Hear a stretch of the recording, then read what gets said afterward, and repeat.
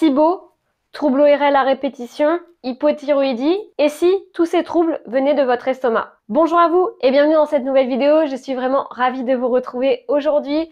On va parler des problématiques de SIBO, hypothyroïdie, troubles ORL, ostéoporose, qui peuvent vous concerner à travers des problématiques de l'estomac et c'est ce qu'on n'explique pas souvent. Si vous ne me connaissez pas et que vous me rencontrez pour la première fois, je m'appelle Coralie Béguin, je suis naturopathe spécialisée dans les troubles digestifs chroniques et formatrice. J'accompagne les particuliers à travers des consultations et des programmes en ligne. Si ça vous intéresse d'en savoir plus et d'en découvrir plus, n'hésitez pas à me rejoindre sur coraliebeguin.com ou juste dérouler la barre d'informations juste en dessous. Et je forme également les naturopathes à se spécialiser dans les troubles digestifs. Bienvenue à vous dans cette nouvelle vidéo, je suis ravie de vous accueillir. Aujourd'hui, on va parler des problématiques d'estomac qui peuvent découler sur des symptômes cascades. Alors, qu'est-ce que ça veut dire concrètement, un petit peu ce jargon de symptômes cascades? Très souvent, vous savez, quand on a un symptôme en France, on va, dans la médecine conventionnelle, peu importe, on identifie qu'il y a un SIBO, une hypothyroïdie, des troubles ORL, voilà. Et on fait très rarement le lien entre ces troubles avec, par exemple, une problématique au niveau de l'estomac.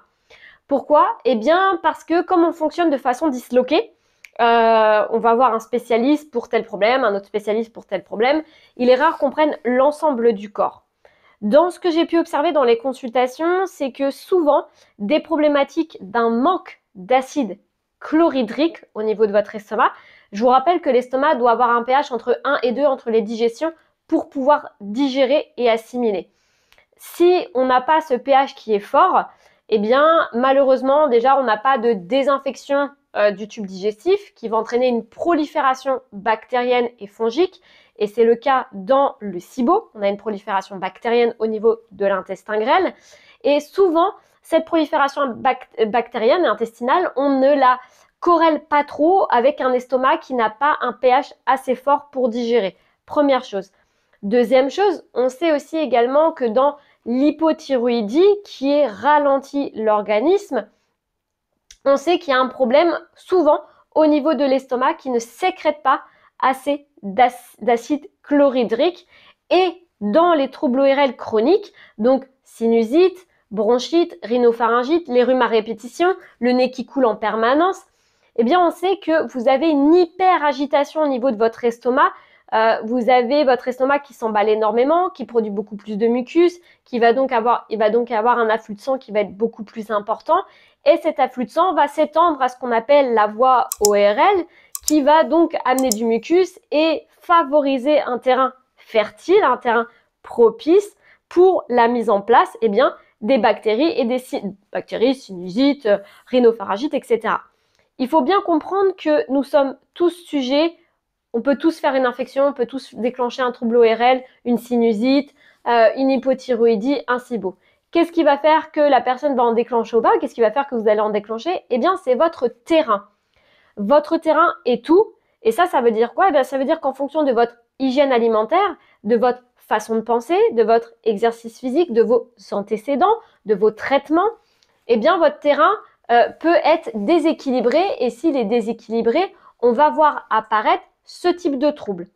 Je vous rappelle encore une fois que les troubles qui apparaissent de façon chronique sont un signal d'alerte pour le corps, en fait, pour rééquilibrer et justement revenir vers ce qu'on appelle l'homéostasie, c'est-à-dire la régulation au niveau du corps, l'équilibre en fait. Donc quand un estomac ne fonctionne pas bien, quand il vidange pas bien, quand vous avez un manque d'acide chlorhydrique, quand il n'a pas un feu digestif assez fort, d'ailleurs en médecine chinoise, c'est drôle, l'estomac en fait est souvent symbolisé par un chaudron avec un petit feu en dessous, parce que c'est la marmite en fait qui cuit les aliments et s'il n'y a pas assez de feu, donc une puissance au niveau rénal, une puissance digestive au niveau du pancréas, eh bien ce feu s'éteint, la marmite ne bouillonne plus en fait si vous voulez et finalement on n'arrive plus à digérer notamment tout ce qui va être froid et le cru et notamment aussi ce qui peut être un excès aussi de légumes cuits. Dans les problématiques d'estomac, quand vous vidangez mal, sans le savoir, parce que l'estomac je dis souvent que c'est un petit peu un organe fourbe, c'est-à-dire qu'on peut ne pas en souffrir, ne pas avoir de troubles de l'estomac, pas de reflux, pas de maldigestion, mais avoir ce qu'on appelle des symptômes cascades. Et donc, c'est ce que je vous ai dit au début de cette vidéo, on peut déclencher un SIBO, on peut déclencher des troubles ORL à répétition, des sinusites à répétition.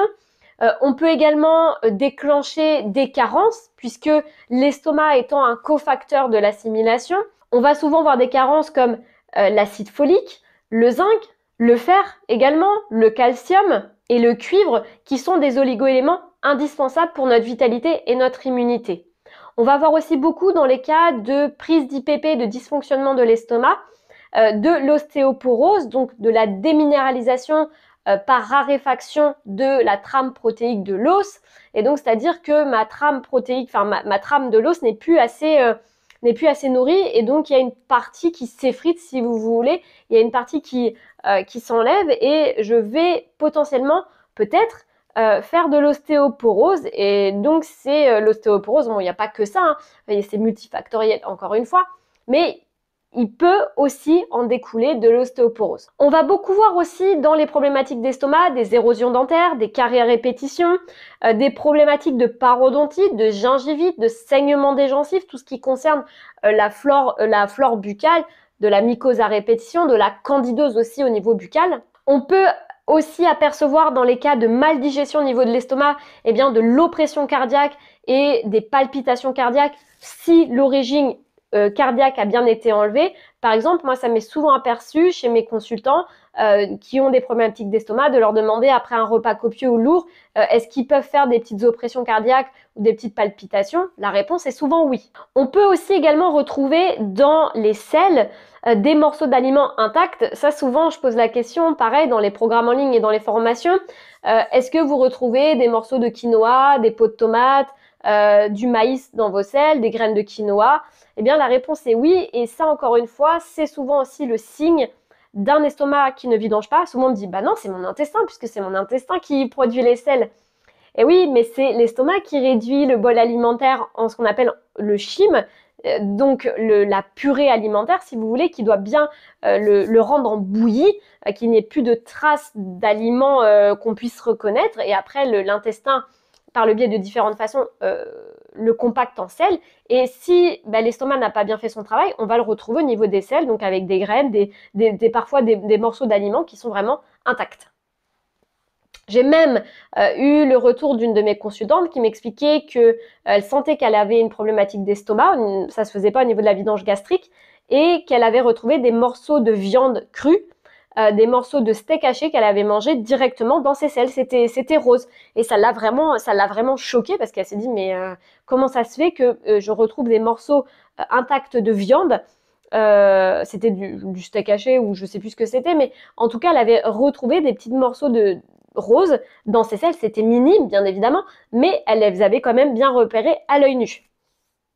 Donc, si vous avez des morceaux d'aliments que vous pouvez repérer à l'œil nu, c'est pas votre intestin, c'est votre estomac qui ne fonctionne pas bien, enfin qui ne sécrète pas cet acide chlorhydrique, et donc qui va entraîner ce désagrément. On peut aussi également apercevoir dans les problématiques d'estomac des fractures à répétition et des maux de dos avec des douleurs projetées.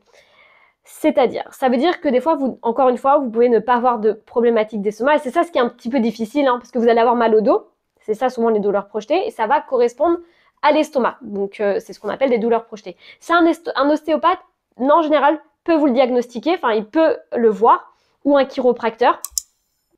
Et donc, en fait, c'est pas votre dos qui ne va pas, c'est souvent votre estomac qui ne digère pas bien, et par des douleurs projetées, par les ligaments, eh bien, vous avez des tensions qui vont s'installer et qui vont amener de l'inflammation au niveau du dos, alors que ce n'est pas du tout votre dos qui va pas bien, c'est votre estomac.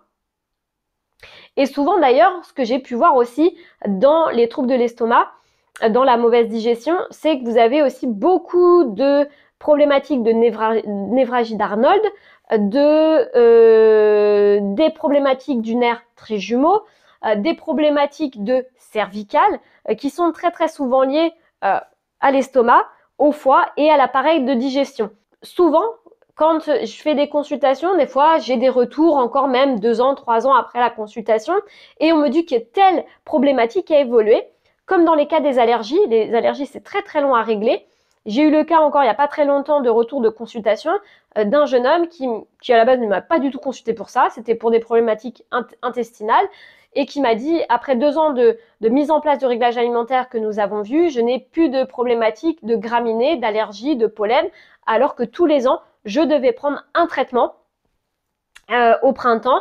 Et là, depuis que nous avons fait ce travail ensemble, je n'ai plus de problématique. Donc c'est pour vous dire que, encore une fois, tout est corrélé, tout est lié dans notre système digestif, dans notre corps. On va aussi voir aussi dans les problématiques d'estomac, des ballonnements qui apparaissent tout de suite après avoir mangé. C'est-à-dire vous n'avez même quasiment pas fini de manger, vous avez le ventre qui gonfle tout de suite. Très souvent des problématiques liées à l'estomac et des gaz, comme je l'ai mentionné dans une vidéo précédente sur l'estomac, mais des gaz qui apparaissent quasiment tout de suite instantanément quand vous êtes en train de manger. En général, ça vient aussi d'un souci au niveau des enzymes et de l'acide chlorhydrique au niveau de l'estomac. Donc c'est pour vous dire que votre estomac, il est vraiment à chouchouter, que si vous avez des problématiques que j'ai mentionnées dans cette vidéo, des symptômes, eh bien n'hésitez pas à aller voir du côté de l'estomac ce qui se passe. Est-ce que vous vidangez bien? Est-ce que vous avez une bonne digestion? N'hésitez pas à vous observer, à regarder, à aller aussi toucher votre estomac, et si besoin, soit de vous faire accompagner par un naturopathe, un diététicien, un nutritionniste. Et puis si vous avez ce type de problématique, n'hésitez pas aussi à télécharger le e-book qui est gratuit, qui est dans ma barre d'informations, où je vous donne déjà pas mal d'astuces et pas mal de choses à mettre en place si vous avez des problématiques de digestion au niveau de l'estomac. Si vous avez besoin de vous faire accompagner avec un naturopathe, n'hésitez pas également à prendre rendez-vous avec un naturopathe avec qui vous avez le feeling. Et puis, il existe des solutions, encore une fois. Si vous pensez aussi avoir une problématique, tournez-vous vers un médecin ou un gastro-entérologue pour vous faire diagnostiquer, c'est très important. Et puis, de poser des actions aussi pour vous soulager au quotidien, parce que l'estomac, ça prend du temps. C'est un organe qui est long à réparer. Ça se fait pas... C'est beaucoup plus long souvent que les ballonnements et les problématiques de maux de ventre. Mais encore une fois, on peut soulager un organe qui est en souffrance en mettant en place les bonnes actions au niveau de l'assiette, mais aussi au niveau du stress, puisque le stress est très très corrélé avec les reflux gastro-œsophagiens, avec des sensations aussi de mauvaise vidange. Et d'ailleurs, très souvent, quand on est stressé, soit on va énormément manger, soit au contraire, on va avoir la boule, vous savez, serrée au niveau de l'estomac, on peut rien avaler. Donc on sait qu'il y a un lien indéniable, indiscutable entre le cerveau, l'estomac et le ventre. En tout cas, j'espère que cette vidéo vous aura aidé à avancer au niveau des problématiques, des symptômes cascades de l'estomac. N'hésitez pas à mettre un petit like sur cette vidéo et à me dire aussi dans les commentaires si cette vidéo vous a parlé, si vous êtes concerné par des problématiques que j'ai pu mentionner et vous aviez peut-être pas pris conscience que ça pouvait être dû à votre estomac. Dites-moi, ça m'intéresse de savoir dans les commentaires. Aussi, au contraire, bien évidemment, vous avez déjà conscience de ça parce que vous êtes touché par des soucis d'estomac. Et puis, n'hésitez pas aussi à me rejoindre sur les réseaux sociaux, Facebook, Instagram et YouTube, et à consulter, si vous le souhaitez pour aller plus loin, les formations en ligne, en finir avec le ventre gonflé et les ballonnements en 21 jours, la formation pour accompagner votre colopathie, votre intestin irritable, la formation pour soulager votre maladie inflammatoire du côlon. Et vous pouvez également retrouver la liste de nos ateliers en ligne avec la détoxification du foie, les problématiques de peau, l'alimentation des enfants et des ados spéciale troubles ORL et maux de ventre, ou encore l'alimentation spéciale vitalité et immunité. En tout cas, j'espère que cette vidéo vous a plu et puis on se retrouve très vite dans une prochaine vidéo. Prenez bien soin de vous et à très vite.